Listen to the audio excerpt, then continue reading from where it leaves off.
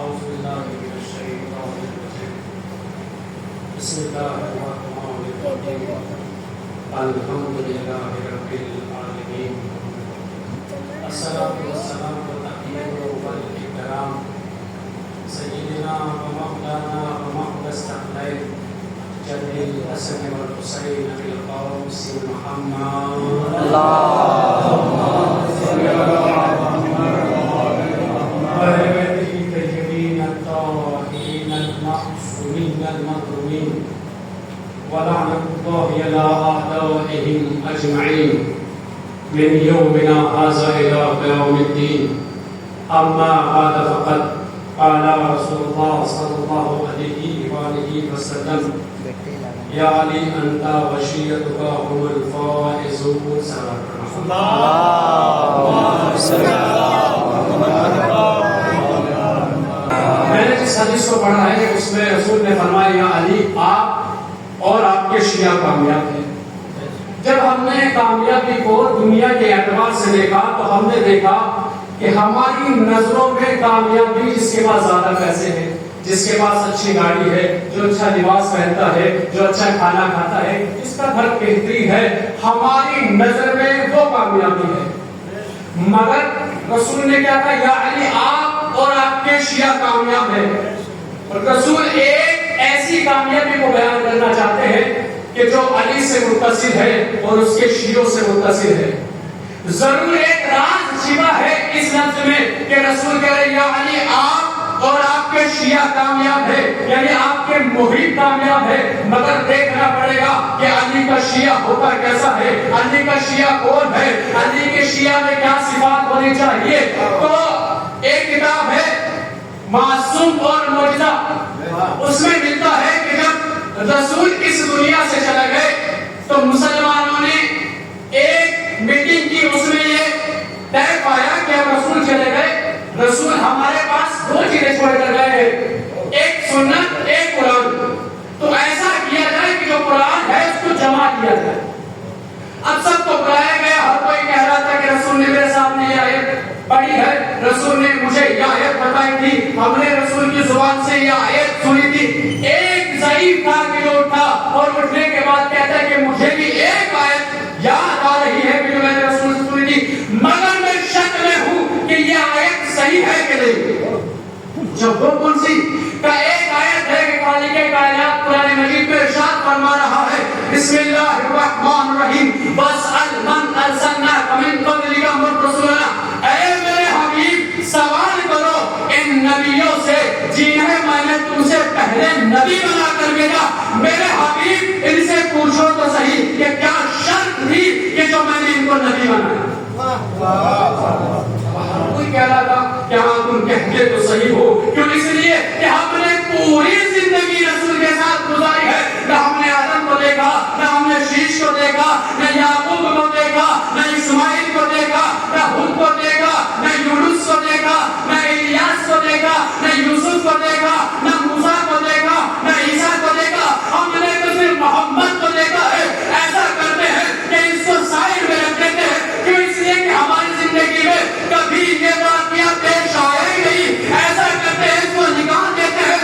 مگر وہ کہ جس نے اہل بیت کے در پر زندگی گزاری تھی، جس کو سلمان لکھا گیا، اٹھا اور اٹھنے کے بعد کہتا ہے او بے عقل، ارے کیا کہتا ہے، ارے قرآن کا معاملہ ہے، پانی سے قرآن کے پاس چلو. قرآن کے معاملے میں اتنی جلدی کیوں کر رہے ہو؟ یہ قرآن کا معاملہ ہے، یہ پانی سے قرآن ہی سمجھا سکتا ہے. سلمان نے اس کے ہاتھ کو پکڑا، پکڑنے کے بعد علی کے دروازے پر آئے، ٹپل بات کیا، اندر سے آواز آئی سلمان ذرا تھوڑی دیر ٹہرو. سلمان کہہ گئے علی آئے کہا مولا مشکل میں ہے. جو ساتھ میں تھے وہ بھی کہتے علی مشکل میں ہے، علی مشکل میں ہے. وہ جو علی کو کچھ نہ سمجھ رہے تھے وہ آج علی سے کہہ رہے ہیں علی مشکل میں ہے. کیوں؟ اس لیے کہ ان کے کہنے کا مطلب یہی ہے کہ قرآن باری سے قرآن سمجھا سکتا ہے. کہ مسلمان ہوا کیا؟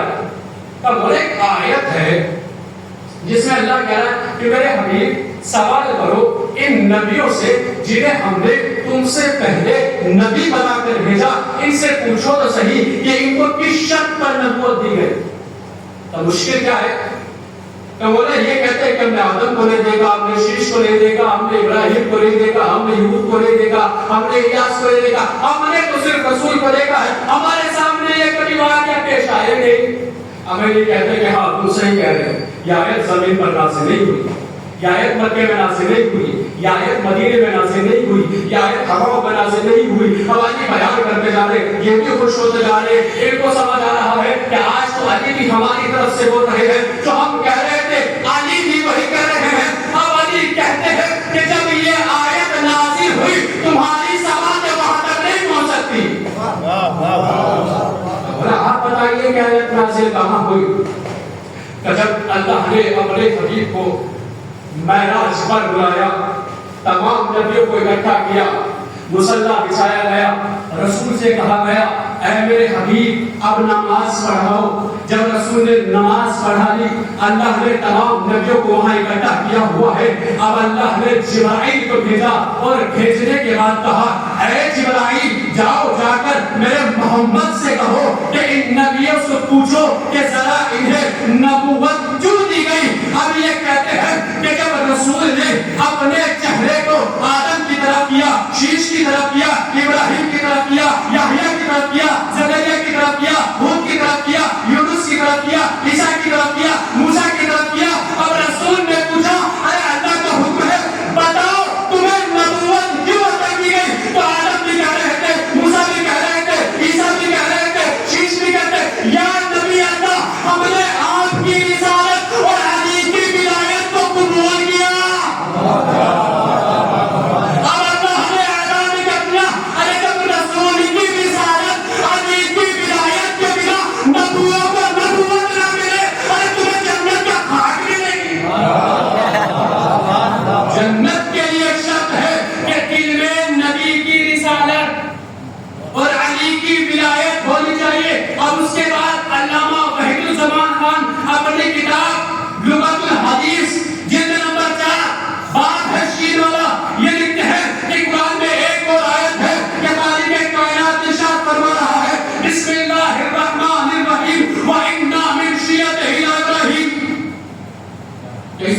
ہوتا ہے کہ پروردگار ایک زمین اس میں نہیں ہے کہ ابراہیم اس کے شیعوں میں سے۔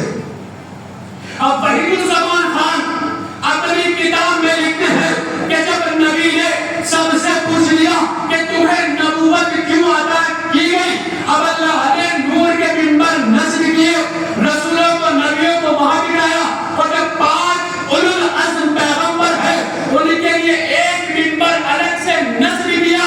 اب یہ نبی بیٹھے ہوئے ہیں، وحید الزمان خان اپنی کتاب میں لکھتے ہیں لغت العربیہ جلد نمبر 4 باب ہے شیر والا، یہ لکھتے ہیں کہ ابراہیم نے اپنی نظروں کو اٹھایا تو کیا دیکھا کہ ایک سواری ہے جس پر ایک سوار ہے جس کا چہرہ چاند کی طرح چمک رہا ہے اور اس کے ارد گرد کچھ ستاروں کے مانند نور چمک رہے ہیں۔ ابراہیم نے اپنے سر کو اٹھایا، اٹھانے کے بعد حضرت محمد مصطفیٰ صلی اللہ علیہ وآلہ وسلم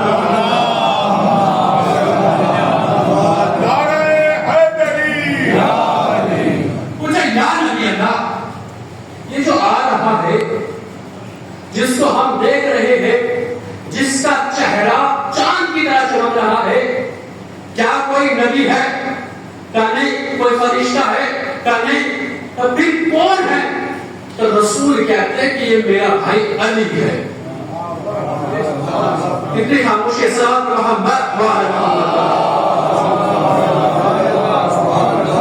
کہتے کہ یا رسول اللہ یہ آپ کا بھائی علی ہے، مگر یہ بتائیے یہ نور جو ستاروں کی طرح اس کے ارد گرد چمک رہے ہیں یہ کون ہے؟ تو رسول کہتے ہیں کہ یہ اس کے شیعہ ہیں، یہ اس کے شیعہ ہے۔ اب وحید الزمان لکھتے ہیں کہ ابراہیم منبر سے اترے، منبر سے نیچے آئے، اپنے زانوں کو ٹیکا، دونوں ہاتھوں کو اٹھایا، ایک جملہ کہا کہ پروردگار اللہم اجعلنی من شیعۃ علی بن ابی طالب، پروردگار تو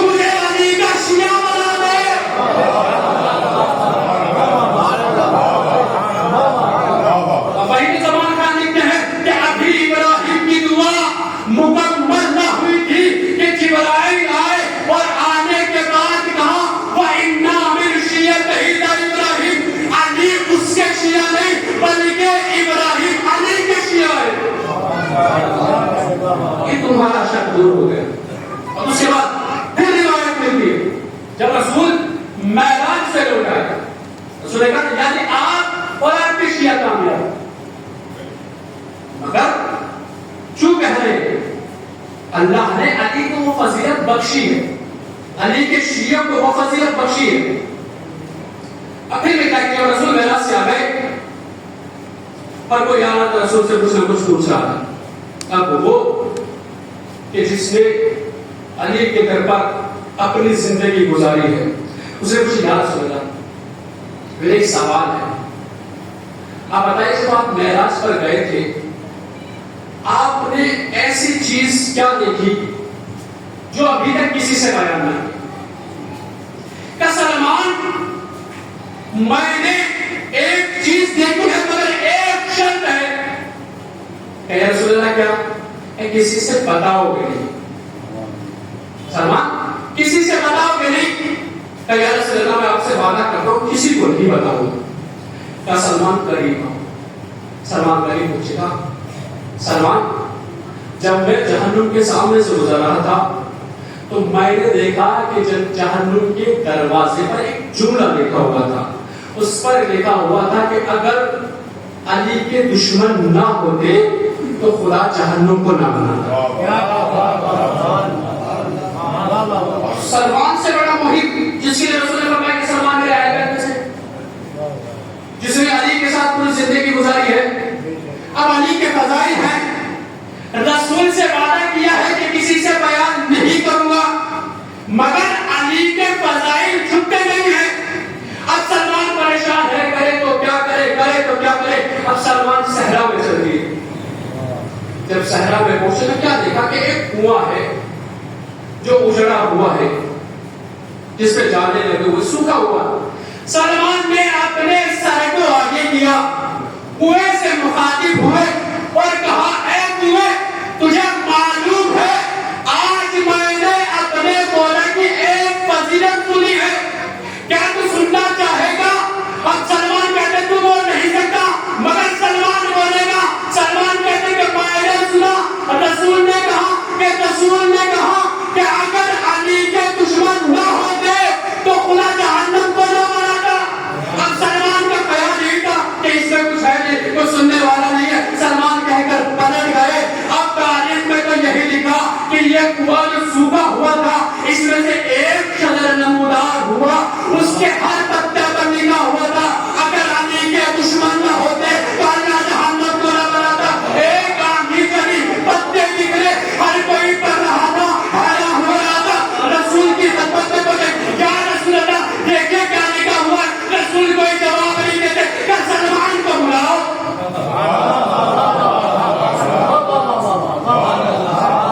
سلمان کو تلاش کیا, سلمان آئے. یا رسول اللہ کیا کہ سلمان میں نے تم سے کہا تھا کہ کسی کو بتانا نہیں. تو سلمان کہتے ہیں یا رسول اللہ میں نے کسی سے نہیں بتایا. ایک کنواں تھا جو سوکھا ہوا ہے, میں نے اسے بتایا. بھائی سلمان نے بتایا کنویں کو, کنواں سوکھا ہوا تھا مگر ایک شجر نمودار ہوا, اس کے ہر پتے پر یہی لکھا ہوا تھا.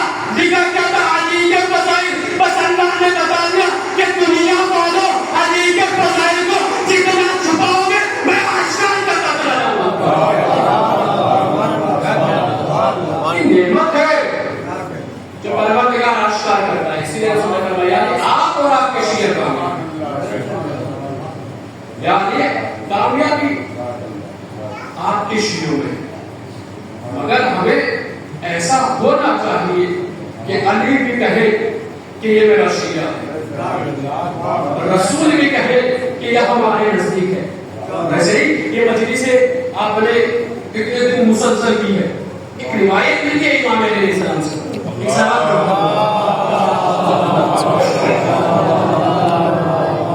امام علی فرماتے ہیں کہ جو ہمارے ذکر کے لیے اپنی جان اور مال سے تعاون کرتا ہے, اپنے جان اور مال کے ذریعے تعاون کرتا ہے تو پروردگار عالم اسے ہمارے سے قریب کر دے گا. کتنا خوش نصیب ہے ہم لوگ کہ ان کے ذکر کے لیے اپنے آپ کو تھوڑی سی زحمت میں ڈالا. اور یہ زحمت میں ڈالنا مجھے پھر یاد آ گیا, یہ زحمت میں ڈالنا اہل بیت کی محبت میں اصحاب کی سنت ہے. ایک کتاب ہے تو وہ یقین ماہر القادری اہل سنت کے بہت بڑے عالم, وہ جب شب ہجرت کو لکھ رہے ہیں انہوں نے ایک واقعہ لکھا ہے. وہ کہتے ہیں کہ جب رسول ہجرت کر کے جا رہے تھے تو اپنے رشتے بدلی کو سلایا, تو جب راستے سے چلنے لگے تو کیا دیکھا کہ خلیفہ اول پیچھے پیچھے آئے. اپنے آپ کو زحمت میں ڈالنا اصحاب کی سنت ہے. اب ماہر قادری کہتے ہیں کہ جب دیکھا کہ خلیفہ اول پیچھے پیچھے آ رہے ہیں تو رسول نے ساتھ لیا, ایک غار میں پہنچے. جب غار میں پہنچے تو کیا دیکھا, رسول نے دیکھا کہ خلیفہ اول کے پاؤں سے خون بہ رہا ہے. رسول نے پوچھا اے ابو بکر یہ خون بہ رہا ہے, درد ہو رہا ہے, کچھ لگا دو.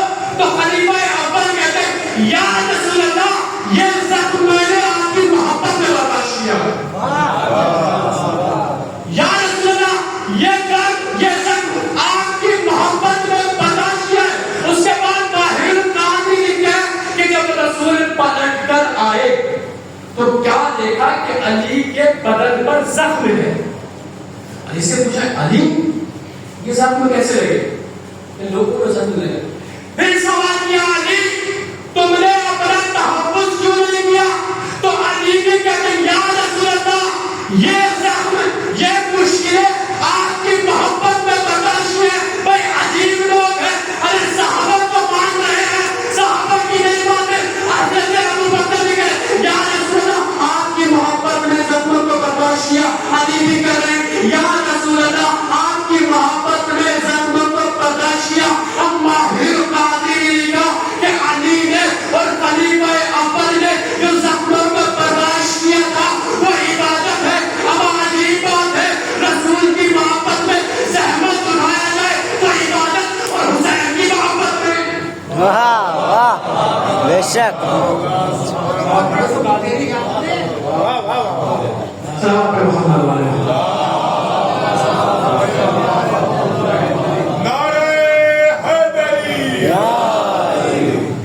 رسول کی محبت میں خلیفہ اول نے سب لوگ کھائے ملے گا یا رسول آپ کی محبت میں, یعنی کہ رسول اور آنے رسول کی محبت میں اپنے آپ کو زحمت میں ڈالنا, اگر زحمت بھی ایسی ہو کہ آپ کی جان جائے.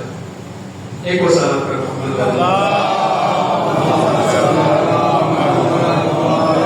عبادت ہے کہ اسی کے علی جیسا بہادر کوئی ہے ان کے مقابلے دنیا میں, مگر رسول کی محبت میں زخموں کو کھا ہے. خلیفہ اول نے علی کی محبت میں, اس کا مطلب رسول کی محبت میں, وہ رسول کی محبت میں کھا رہے تھے, ہم اولاد رسول کی محبت میں زخموں کو کھا رہے ہیں. کچھ کیف ہے جو پروردگار عالم نے اس ذکر میں رکھا ہے. کیوں, اس لیے کہ یہ ذکر جب ہوتا ہے تو پروردگار عالم اس جگہ کو منور کر دیتا ہے. اس لیے اس نے کہا کہ آپ اور آپ کی شیعہ کامیاب ہے. بتائیے کامیابی ہے کیسی, صرف آپ کی مجلسوں میں نہیں آتے. ایک اور روایت ملتی ہے اس وقت ادا کے لیے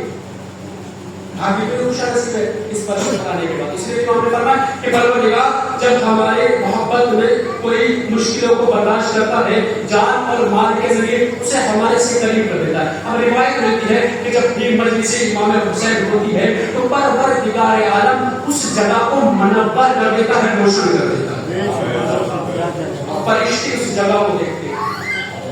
کہتے پروردگار کی دنیا میں اس زمین پر یہ جگہ جو چمک رہی ہے اتنا نور ہے, یہ کون سی جگہ ہے؟ کہ یہ جگہ وہ ہے کہ جہاں پر حسین کی مجلس ہو رہی ہے. فرشتے کہتے ہیں پروردگار میں اجازت ہے کہ ہم بھی چلے جائیں. تو کچھ فرشتوں کی انجمن اس فرش پر آ کر بیٹھ جاتی ہے. اب یہ روایت دو طریقے سے بیان کی. اب یہ فرشتے جب یہاں سے جاتے ہیں مجلس تمام ہونے کے بعد, وہ فرشتے جو آسمان پر رہ گئے تھے, جو مجلس والے فرشتوں کو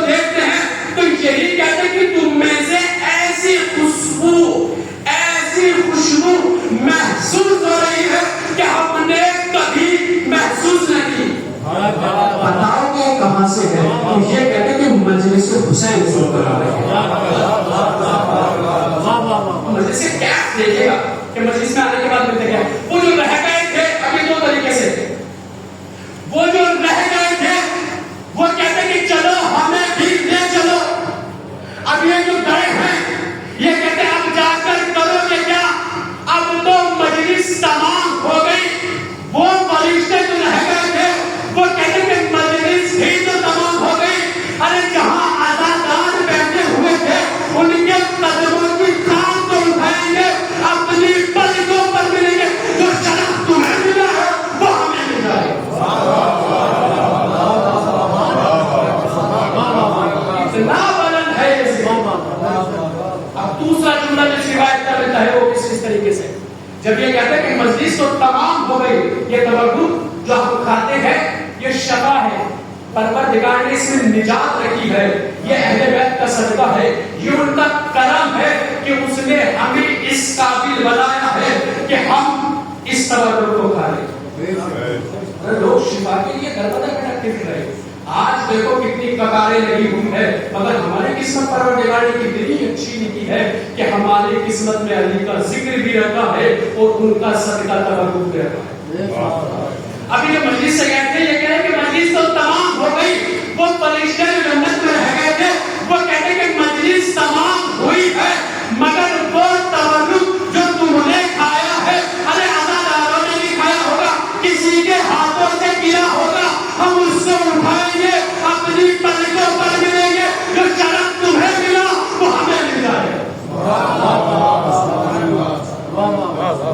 اتنا کیف پروردگار نے اس تبرک میں رکھا کہ فرشتے جن کو پانی کی تمنا نہیں, جن کو کوئی حاجت ہی نہیں ہے, جن کو محسوس ہی نہیں ہوتی حاجت, مگر ذکر حسین ایسا ہے کہ وہ بھی چاہتے ہیں کہ اس میں شریک ہو. یہ ہماری قسمت ہے, یہ ہمارا شرف ہے, یہ کرم ہے اس شہزادے کا کہ جس نے ہمیں دعاؤں میں مانگا, جس نے اپنے بابا سے کہا بابا جب میرا حسین شہید ہو جائے گا, جب میرا لال قربان ہو جائے گا, جب اس کا گھر اجڑ جائے گا, بابا کیا ہم ہوں گے؟ حسین کون کیا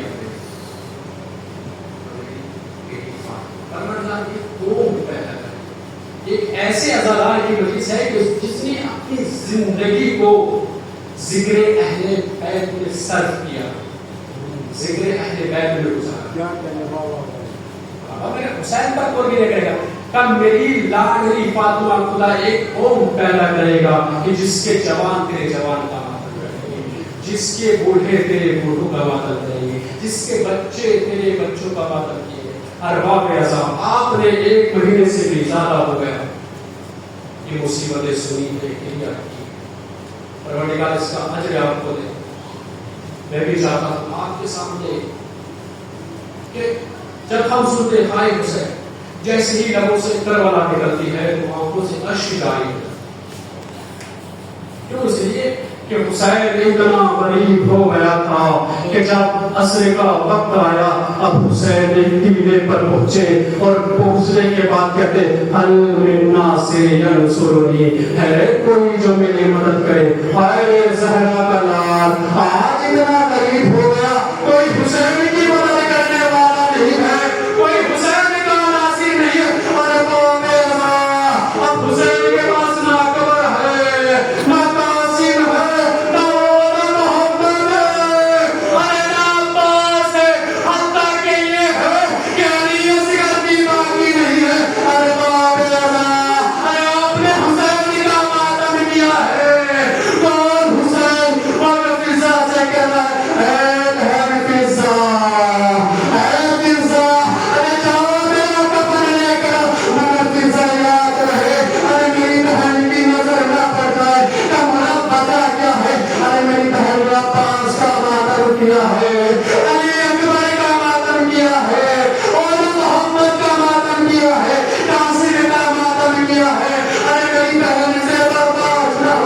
جائے گا. ارباب عذاب خدا کسی بہن کو وہ منظر نہ دکھائے کہ اس کا بھائی اس کے سامنے لڑنے کو جا رہا ہے. ارے تاریخ تو نہیں لکھتی ہے کہ جب فضا نے اپنی چادر کے نیچے حسین کے کفن کو چھپایا, جب طیبے سے نکل رہی تھی ایک مرتبہ زینب اٹھی اور زینب نے فضا سے پوچھا, اے فضا ارے چھپا کر کیا لے کر جا رہی ہو؟ خدا آپ کو کوئی کم نہ دے, خدا آپ کو کسی علم میں نہ لگائے. فیصل کہتے شہزادے کچھ نہیں ہے, ارے حسین کی ایک امانت ہے. زینب کہتی ہے اے فیصل کیا گناہ ہوتی, ارے میرے ماں کا کفن لے کر جا رہی ہو. اب حمید بن مسلم لکھتا ہے کہ جب حسین نے کفن کو پہنا ہے اور خیمے میں گئے, زینب سے کہا زینب خدا حافظ, کلثوم سے کہا کلثوم خدا حافظ. حسین ایک ایک بیوی سے کہتے جاتے ہیں کہ خدا حافظ خدا حافظ. حمید بن مسلم لکھتا ہے ارے حسین اپنے راہوار کے پاس آئے اور آنے کے بعد کہتے اے میرے ہستے بابا, میں نے تجھے بڑی زحمت دے دی ہے, میں نے تجھے بڑا پریشان کیا, مگر حسین کا آخری وقت ہے, بس آخری مرتبہ حسین تجھے زحمت دے رہے. حمید بن مسلم کہتے اب حسین چاہتے ہیں ارے اپنے گھوڑے پر سوار ہو, ارے کبھی دائیں دیکھتے کبھی بائیں دیکھتے, کوئی نظر نہ آتا. ایک بہن ہے جو خیمے کے در پر کہتی ہے اے میرے بھیا, اے میرے ماتائے, عباس کو دیکھ رہی ہو, علی اکبر کو دیکھ رہی ہو, مولانا محمد کو دیکھ رہی ہو, ارے قاسم کو دیکھ رہی ہو, اے میرے ماتائے آج زینب تمہیں سوار کرے گی. اب زہرا کا لال ہے کربلا, آج حسین اکیلا ہے. اب مولا جب گھوڑے پر سوار ہوئے میدان کی طرف بڑھے, اب حسین نے کہا تم مجھے کیوں قتل کرنا چاہتے, کیا میں نے حلال محمدی کو حرام کیا ہے؟ کہا نہیں. اب جب حسین اپنی تقریر کر رہے تھے, حسین خطبہ دے رہے تھے, ارباب عذاب ایک وقت وہ آیا کہ حسین کی طرف اب لشکر بڑھنے لگا. اب زہرا کے لال نے اپنی تلوار کو نکالا, وار کرنا شروع کیے. ارے راوی لکھتا ہے کہ حسین ایک مقام پر پہنچے اور پہنچنے کے بعد کہا اے میرے لال علی اکبر, ارے میں نے تمہاری جنگلے کی کیا اپنے بابا کی جنگلہ دیکھو گے. ایک مقام پر پہنچے کہا میرے دوست علی, میں نے تمہاری جنگلے کی کیا میری جنگلہ دیکھو گے. حسین کہتے جاتے ہیں, وار کرتے جاتے ہیں, تم نے میرے عباس کو مار ڈالا, تم نے میرے علی اکبر کو مار ڈالا, تم نے میرے علی حسین کو مار ڈالا, تم نے میرے قاسم کو مار ڈالا, تم نے میرے علی محمد کو مار ڈالا. ایک آواز ہے اے نفس مطمئنہ, لوٹا اپنے رب کی طرف, ارے کہ رب تم سے راز ہو گئے. ارباب عذاب اپنے سروں کو جھکا لیجیے گا, سر پر ہاتھ رکھ لیجیے گا. اب زہرا کے لال کی مشکل شروع ہو رہی ہے. اب زہرا کے لال نے ارے جب اس آواز کو سنا, اے عزادارو, ارے قیامت کا منظر ہے, ارے سروں کو جھکاؤ, کربلا کا تصور کرو. اب جب تلوار رکھی کوئی نیزہ مارتا تھا, کوئی تلوار مارتا تھا, کوئی پتھر مارتا تھا. حمید بن مسلم کہتے بڑا مشکل کا جملہ ہے, مجھے نہیں معلوم کیسے برداشت کریں گے, مگر آپ سنیے گا. تصور کیجیے گا کربلا میں حسین ہے, کوئی نیزہ مار رہا ہے, کوئی تلوار مار رہا ہے, کوئی پتھر مار رہا ہے. حمید بن مسلم کہتا کہ میں نے ایک شخص کو دیکھا جو کربلا کی جلتی ہوئی ریت کو اٹھا رہا تھا, حسین کے زخموں کو چل رہا تھا. ارباب عذاب زہرا کا نام ہے. حمید بن مسلم کہتا ہے کہ حسین کو جب تیروں کی بارش آخری جملہ ہے, قیامت ہے, کربلا ہمیں کہ میں نے دیکھا کہ جب تیروں کی بارش ہو چکی، اب حسین زمین سے زمین پر ایک منون آگے بڑھا. آگے بڑھنے کے بعد کہتا ہے کہ جو حسین پر سب سے بڑا ظلم کرے گا اسے سب سے بڑا ہدیہ دیا جائے گا. حمید ابن مسلم کہتا ہے کہ جب میں نے دیکھا، ارے اس نے کہا ارے تو حسین پر سب سے بڑا ظلم کرے گا اسے اتنا ہی بڑا ہدیہ دے گا. حمید ابن مسلم کہتا ہے کہ میں نے دیکھا، ارے ایک ظالم آگے بڑھا، آگے بڑھنے کے بعد ایک لوگ نے پتھر کو اٹھایا، حسین کی پیشانی پر مارا. حضرت اللہ خیر الجزا. خدا آپ کو کسی غم میں نہ لگائے. آپ زہرا کے راہ پر رہ رہے ہیں، بالکل کرنا رہیے گا.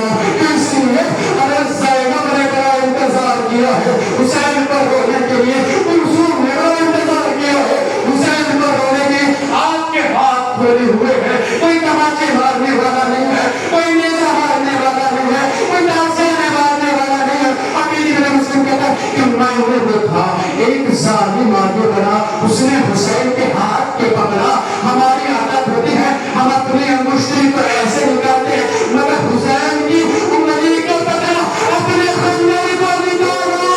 امام اعظم ارے قیامت بھی حسین کی انگلی کو کاٹا.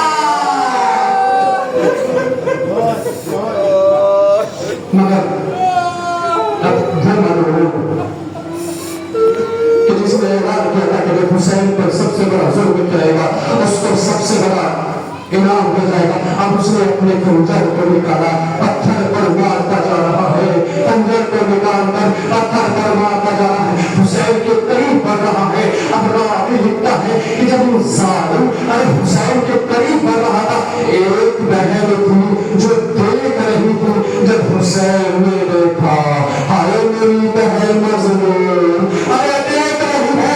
ایک مرتبہ حسین نے کہا اے زمین کربلا، ارے تو بس ہو جا، اس لیے کہ میری بہن برداشت نہ کر سکی. ارے امام اعظم ارے اب وہ وقت آ چکا تھا. زینب نے کہا اے زمین کربلا، تو اتنی بلند ہو جا تاکہ میں دیکھ سکوں کہ میرے بھائی پر کیا ظلم کرے گا. شملہ آگے بڑھا، اپنے خنجر کو حسین کے گلے پر چلایا. پہلا مرتبہ خنجر چلا، اتنا خوش خنجر تھا. ہائے زہرا کا لال، ہائے مظلوم حسین، واہ مصیبتا، واہ مصیبتا، واہ مصیبت. انا للہ و انا الیہ راجعون. ماتے حسین.